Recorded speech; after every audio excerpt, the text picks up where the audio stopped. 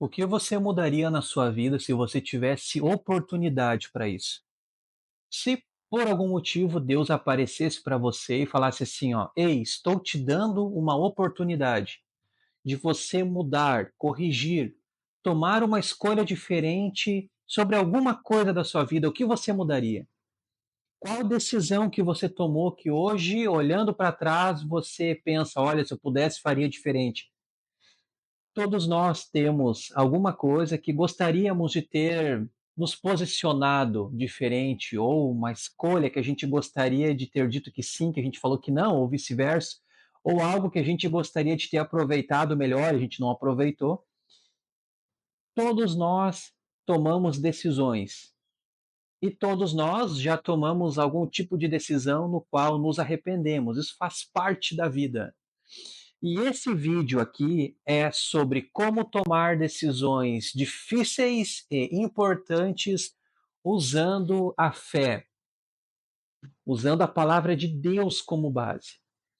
Numa pesquisa que eu fiz, eu descobri que a fé, ela representa muitas coisas para muitas pessoas, mas tem dois grupos de pessoas que se destacam de todos os outros, tá? E desses dois grupos aqui, é o grupo número 2, que é aquele grupo de pessoa que ele crê que a fé está em resultado. Então, se aquela pessoa está me ensinando alguma coisa, ela possui resultados na vida dela, então eu posso crer, eu posso ter fé no que ela está falando, eu posso ter fé no que ela está falando, porque ela tem resultado na vida dela.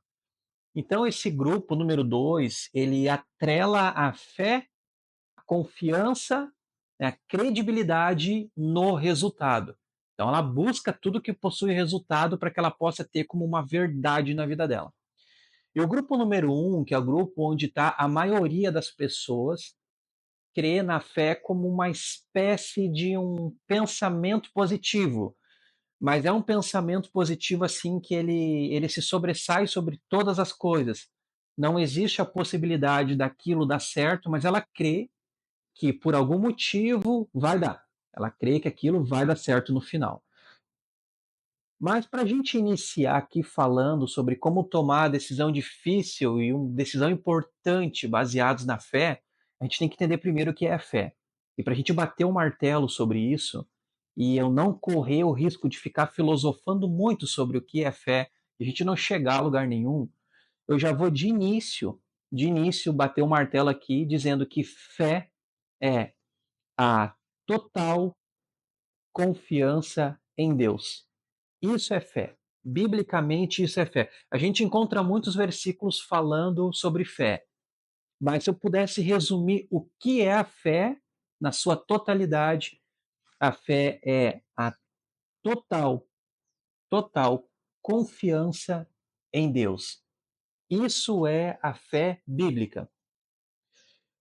Na ordem canônica, no qual os livros da Bíblia eles estão organizados, se você pegar e abrir a sua Bíblia exatamente no meio, você vai chegar no Salmo 118. E no versículo 8 do Salmo 118 diz assim: que é melhor confiar em Deus do que no homem. E esse homem aqui, ele é pessoal, então a Bíblia está falando diretamente para você. É melhor confiar em Deus do que depender da força do seu braço, das suas convicções. E isso é o centro da Bíblia de uma forma canônica e organizacional. A dependência total em Deus. Beleza, entendemos então que a fé é a confiança total em Deus. Como que a partir disso eu vou tomar decisões importantes e decisões difíceis para a minha vida? E para isso eu quero trazer aqui um pouco sobre Abraão. O que a vida de Abraão tem para me ensinar sobre como tomar uma decisão difícil, como tomar uma decisão importante a partir da fé. E por que, que eu escolhi Abraão? Porque Abraão ele é chamado biblicamente de pai da fé. Inclusive, Jesus diz isso nos evangelhos sinóticos, né? Ele fala assim: Abraão, pai de vocês, né? Reafirmando que Abraão ele é sim o pai da fé. Antes de Abraão, a gente teve 2 figuras, assim, bem marcantes. A primeira foi Enoque, que ele andou com Deus e não conheceu a morte, tamanha comunhão que tinha com Deus. E depois a gente também tem Noé, da Arca de Noé, muito conhecido, né, essa história.